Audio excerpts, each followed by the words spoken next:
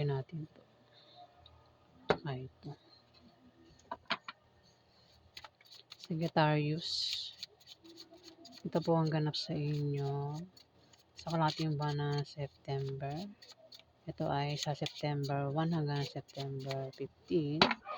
Kung hindi kayo ang tinutukoy, maaaring ibang Sagittarius po ang tinutukoy sa reading na ito. Simulan na po natin. Ano ang ganap sa mga Sagittarius sa September 1 hanggang September 15.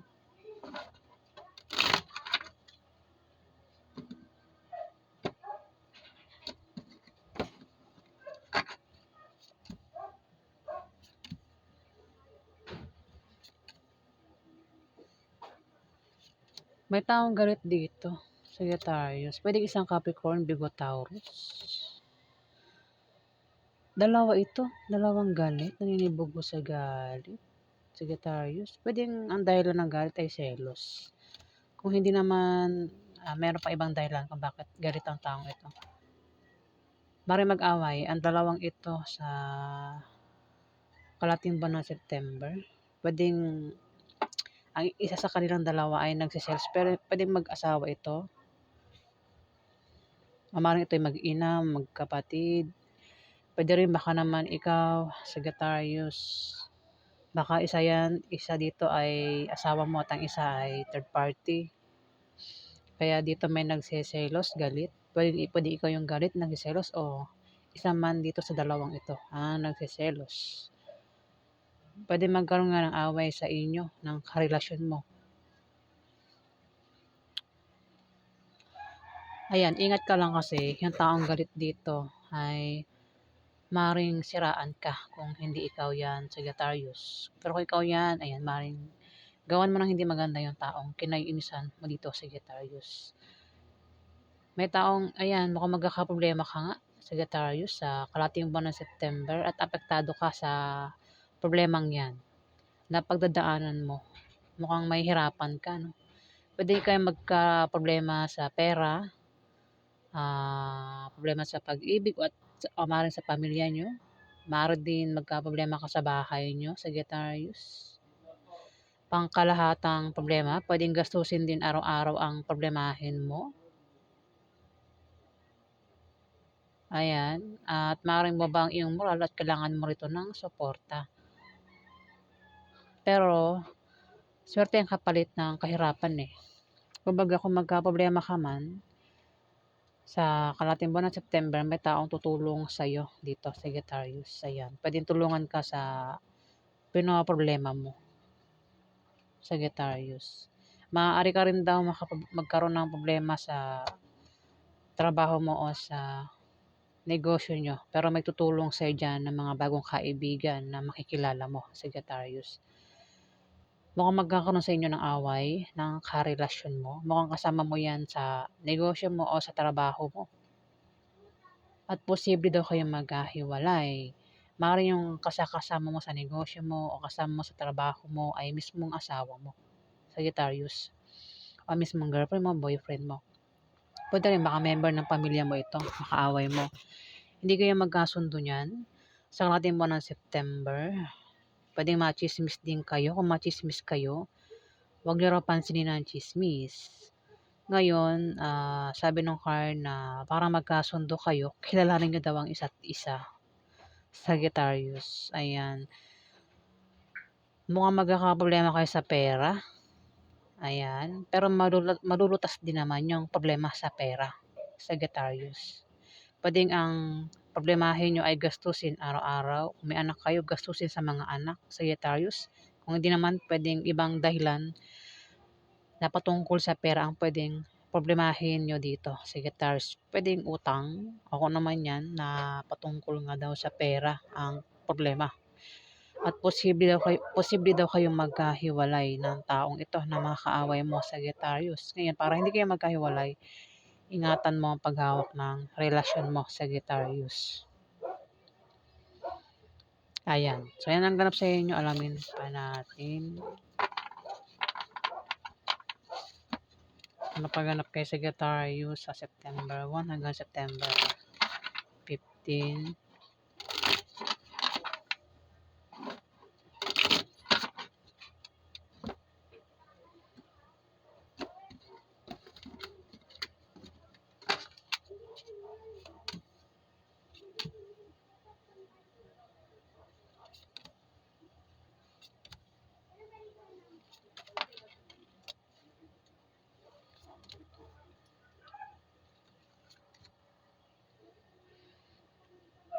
May buntis dito sa Sagittarius. Pwedeng ikaw o kung lalaki kang Sagittarius, pwedeng asawa mo buntis. Kung hindi naman, pwedeng member ng pamilya mo buntis, pwedeng kapatid mo, kamag-anak mo, o kung sino pa yung buntis. Pwedeng third party, buntis. O maring, pwede rin baka kung wala pang buntis, pwedeng makabuntis o mabuntis sa kalating buwan ng September. Ayan, kung ayaw mabuntis, wag magpabuntis. Gumamit ng protection. Pero kung gusto mabuntis, ayan, maaari daw po kayo mabuntis. Kung babae kang Sagittarius. Pwede rin baka kung buntis ka na, pwede manganak ka sa buwan ng September. O buntis ka pa lang. Kung ikaw yung buntis ha. Kung sino man tong buntis na ito, kung merong buntis. 8 of Spades. Bababa ang iyong moral. Ay hindi. 8 of Spades, may taong ano rito eh. Ayan, maaaring ikaw ay, kung hindi ka may ibang tao rito na nasa paligid mo, maaaring magtangka. Ito ay matitempt gumawa ng masama o ito ay gumawa ng mabuti sa kalating buwan ng September.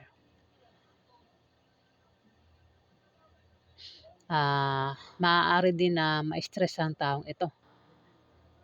At kung ma-stress, kailangan niya magpatingin sa doktor.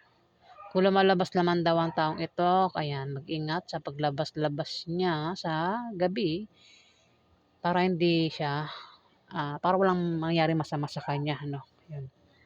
Hindi ang pananakot, ano lang yan, pinag-iingat lang siya. 3 of Clubs. Sa ibang Sagittarius na walang problema sa kanilang asawa, kung nababalak daw po kayo magpakasal sa kalahating buwan ng September, lalo raw kayong magiging maligayang mag-asawa. Ayan, Sagittarius. Isa pang meaning nito ay favorable long-term preposition or second chance, particularly in economical sense. Mga Sagittarius, ayan.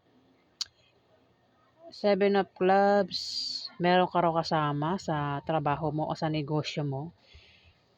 Kung hindi mo yan kaano-ano itong taong ito na kasama mo sa negosyo mo, kasama mo sa trabaho mo, ay maaari ka daw problema sa kanya, Sagittarius. Ito ay ka-opposite sex mo. Pwede rin baka naman ito mismo ay asawa mo o karelasyon mo, nakasama mo mismo sa trabaho mo o sa negosyo mo. Mukhang problema ka sa kanya sa kalating buwan ng September, Sagittarius. Dito mukhang papapaaway ka na patungkol sa pera ang pag-aawayan. Pwedeng gastusin araw-araw o gastusin sa mga anak. Ano pang klaseng away sa pera yan, patungkol sa pera.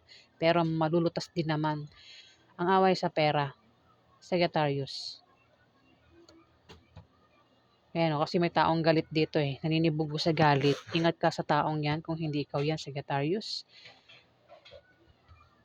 Kasi ang taong ito pwedeng makagawa ng bagay na ikasisira mo sa iba.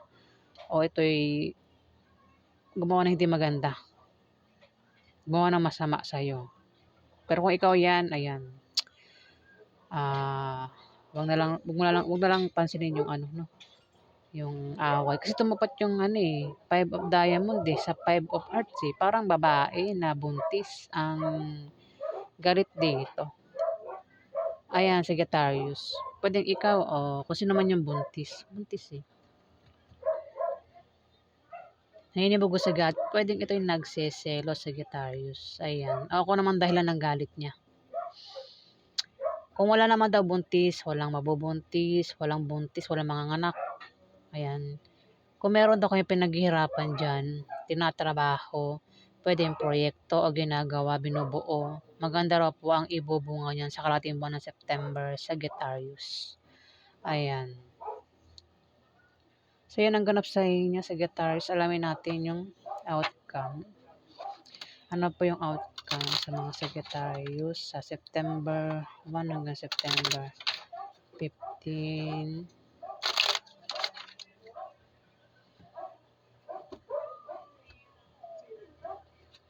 Ano po yung outcome Ano po yung outcome sa mga Sagittarius sa September 1 hanggang September 15?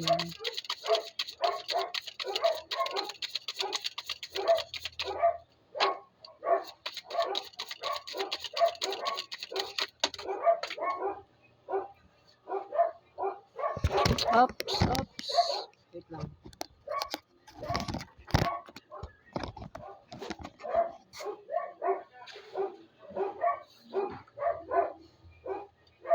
Tanggal. Ano po yung outcome sa mga Sagittarius?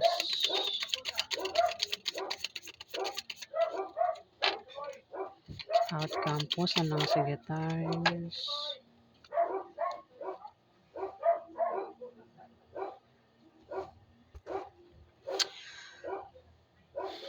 Ang iba sa inyo Sagittarius ay balak mag-resign sa trabaho kasi nagbabalak daw kayo mag-apply sa ibang kumpanya.